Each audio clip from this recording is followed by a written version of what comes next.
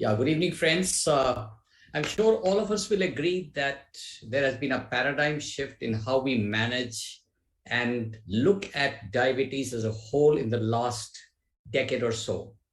The most number of advances have been in the last 5 or 7 years after the arrival of the cardiovascular outcome trials related to incretin therapies, related to the SGLT2 inhibitors, and so on. And these have really rewritten guidelines how you manage people with type 2 diabetes.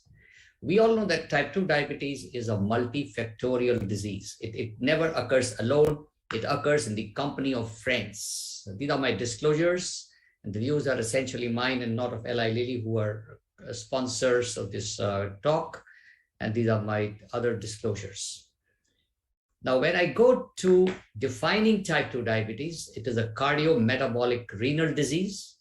And all of us know that it starts with something like glycemia and weight, and you can just have a patient with blood pressure, lipids, and all this ultimately in the company of genes, environment, lifestyle, different diet patterns, other endocrine, neural, and metabolic disturbances leads to all these metabolic features that you see here: hyperglycemia, dyslipidemia, NAFLD. Then you've got renal complications like CKD, electrolyte imbalances. You've got cardiovascular complications like hypertension, atherosclerosis. Now, cardiovascular complications are the most important and deadly and devastating complications of type 2 diabetes, responsible for almost 65% of deaths, more than 75% of all hospital admissions, and leading to almost 2 to 4 times increased death because of coronary artery disease. Now, when the chronic kidney disease comes in, it becomes a triple threat, and it is a disease multiplier. Now, this shows you the QR risk score, which is the risk of getting a cardiovascular disease in male and female patients in India. And you can see here, as your age advances, the QR risk 3 score continues to mount, and people this is in women and this is in men, but people in India and Asian Indians do not have only an epidemic of diabetes. They have abdominal adiposity, they have hypertension, increased risk of cardiovascular and renal complications, and renal complications could be as high as the tune of 40 to 70%. All of us are aware of the various cardiovascular risk factors in diabetes, and these are so well known to everybody: smoking, hypertension, male gender, high cholesterol, family history, chronic kidney disease. But very important also are duration of diabetes, glycemic control, and presence of microvascular complications. Remember that cardiovascular death will increase in patients with diabetes who have multiple risk factors. So if you have just one risk factor, the gray bar shows you people with diabetes, the blue shows you no diabetes. If you just have one risk factor, then the risk is low. But as these risk factors multiply and are more in a particular individual, for example, if your patient has both type 2 diabetes, has hypertension, is a smoker, has obesity, he's got 3 risk factors, and that is the risk of cardiovascular disease that this individual would have.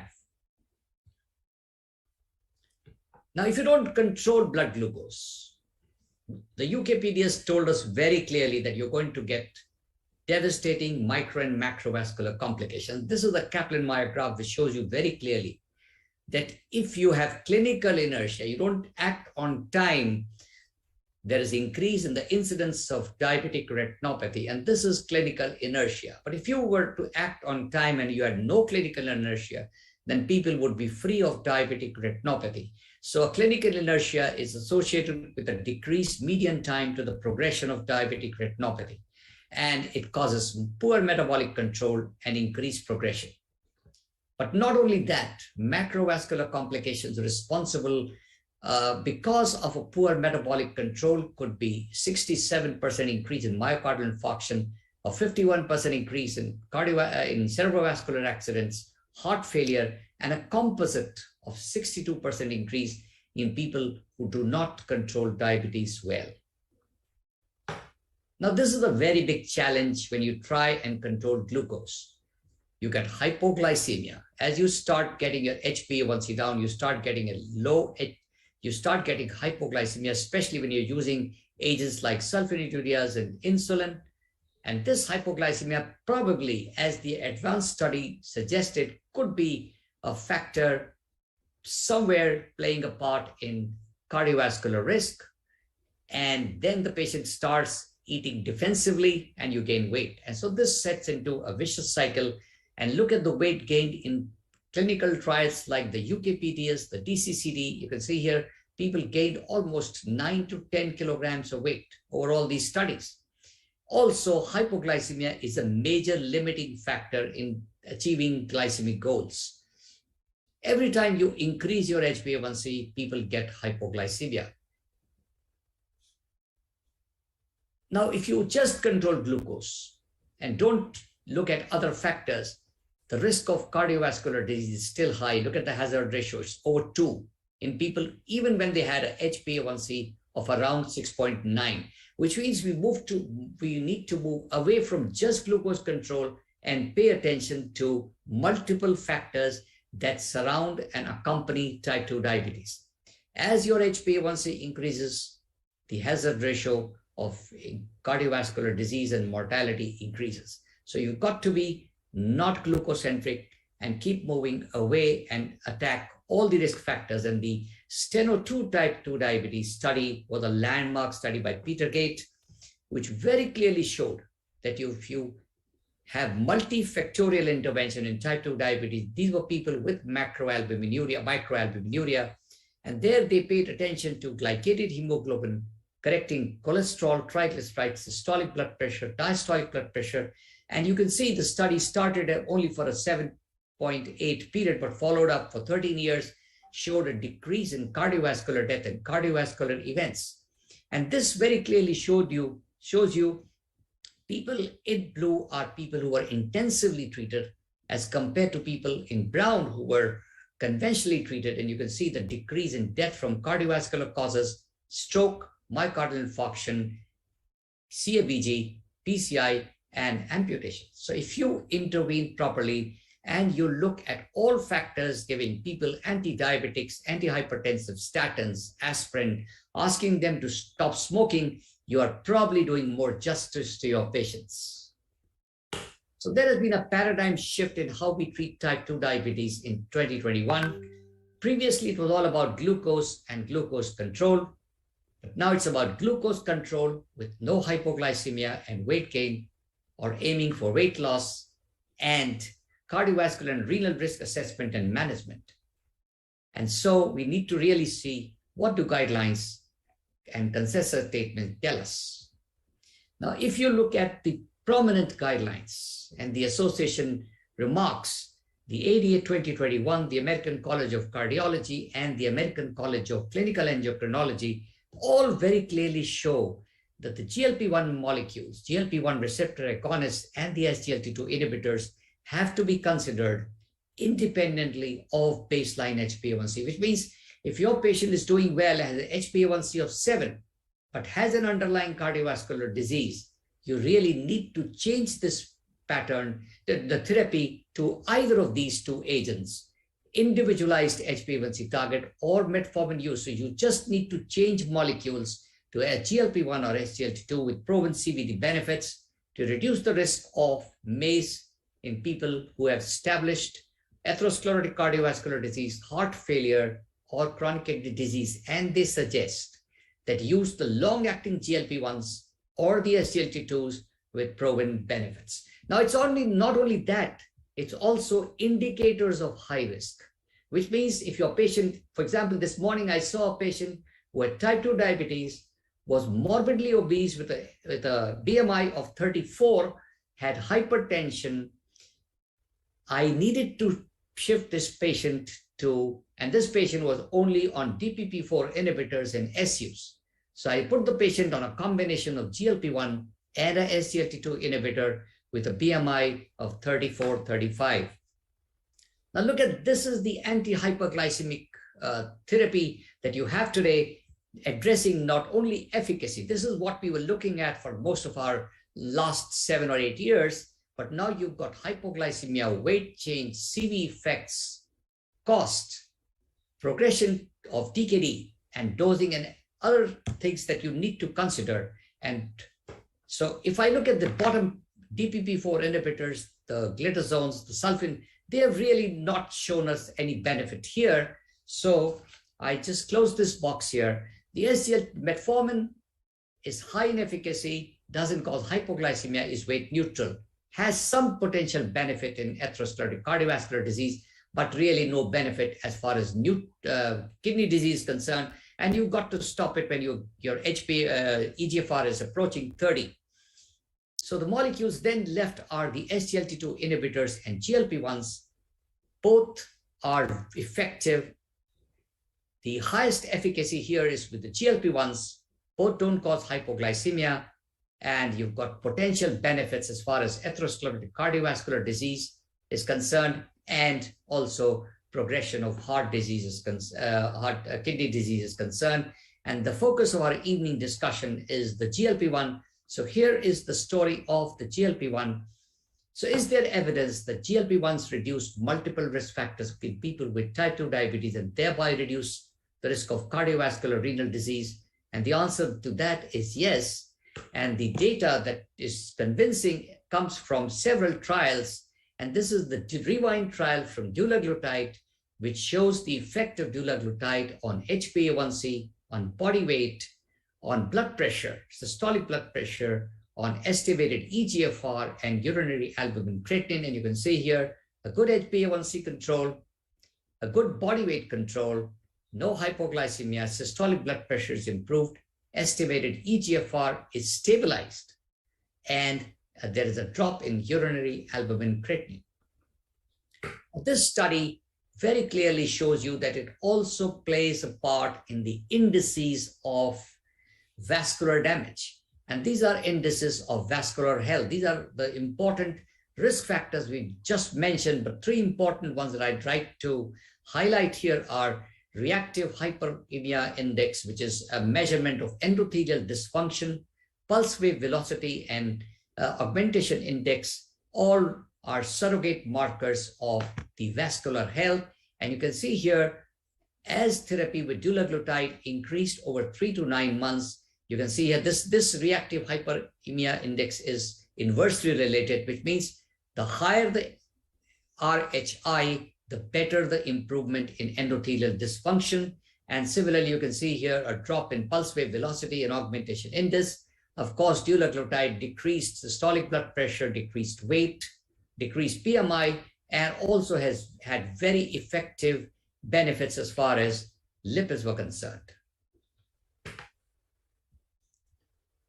Now, when you look at the summary of the Cbot trials with the GLP-1s, the Rewind trial stands out prominently. It was the longest trial with 5.4 years, 9,900 patients, HbA1c 7.3, but remarkably, this study only had 31% patients who had existing cardiovascular disease. The rest were people only with risk factors. So there was a large primary prevention population. In contrast to other studies where, for example, ELIXA had 100% people with pre-existing cardiovascular disease, LEADER at 81, SUSTAIN at 58, EXCEL at 73, but here it is only 31. And the MACE hazard ratio, the 3-point MACE, the hazard ratio was 0.88, which means it clearly had a 12% decrease, in significant decrease in the risk of reducing the risk of 3-point MACE. Now, how did it compare with the other GLP-1 trials? And this very clearly showed you that you can look at the hazard ratio of Rewind is 0.88, quite similar to LEADER and others here. And the overall HR, if you do a meta-analysis, was also 0.88, which then very clearly showed that dulaglutide reduced cardiovascular outcomes in both men and women with or without previous cardiovascular disease. I just mentioned that this group only had 31% people who had pre-existing cardiovascular disease, and therefore had an effect size similar to that observed in the trials of other GLP-1s, which were mainly secondary prevention populations, which I just mentioned. These are people with prior CVD or no prior CVD, and dulaglutide reduced the risk of MACE events in adults with or without known CVD. And you can see here the hazard ratio is almost similar in both groups, whether you had a pre-existing cardiovascular disease or you did not have it.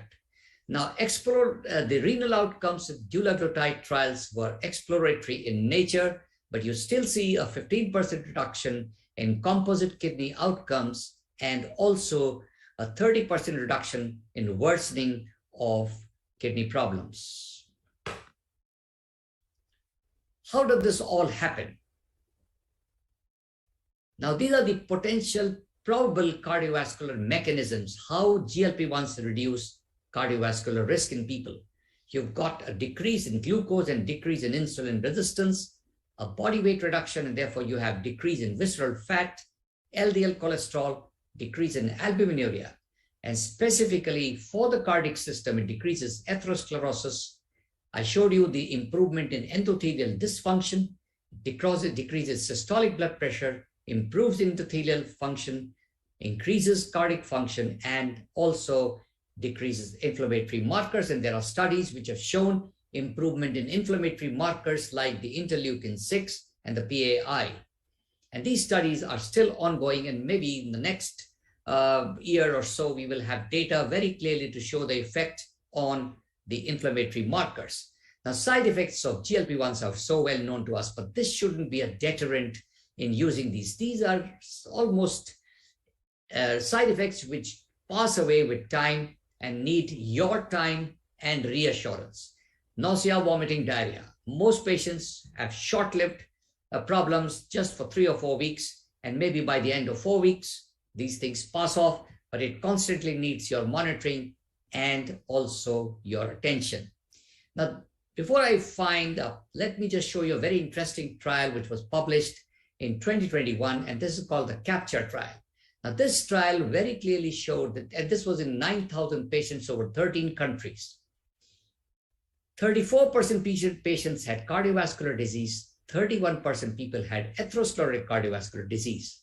89% were taking cardiovascular medication, which means they were not missing out on statins and aspirin, but only 25% were on glucose-lowering therapies with proven cardiovascular benefits like the GLP-1s, the SGLT2s, or the combination. I use a lot of combination of the GLP-1s and the SGLT2, especially in this very high-risk population, and prevent them from ending up into problems like that we have just discussed. So friends, type 2 diabetes is a cardiorenal metabolic disease. We've been able to show you how it affects micro and macrovascular complications if you don't control them. The residual risk is still high. You may control their glucose, but the risk is high. The risk of cardiovascular disease and mortality continues to be high. Several Cbot trials, like the one from the dulaglutide, the AWARD trials, have shown that these molecules have very important benefits as far as reduction of glucose is concerned, but not only glucose, its weight. And the REWIND trial has shown effects on the weight, blood pressure, urinary albumin, creatinine, and overall reduction of cardiovascular risk factors. And therefore, most associations now recommend that you should be using these molecules in the presence of high indicators of cardiovascular risk, or established cardiovascular risk, heart failure, or chronic kidney disease, independent of the baseline HbA1c. And dulaglutide specifically amongst the GLP-1 receptor agonists stands out because it is importantly shown benefits of reduction in MACE in both people with and without cardiovascular disease. And this was seen as similar to other trials where there was a large secondary prevention population. The effects on kidney function are also important and should be kept in mind. And the side effects are something that are manageable with reassurance to the patient. Thank you very much for your attention.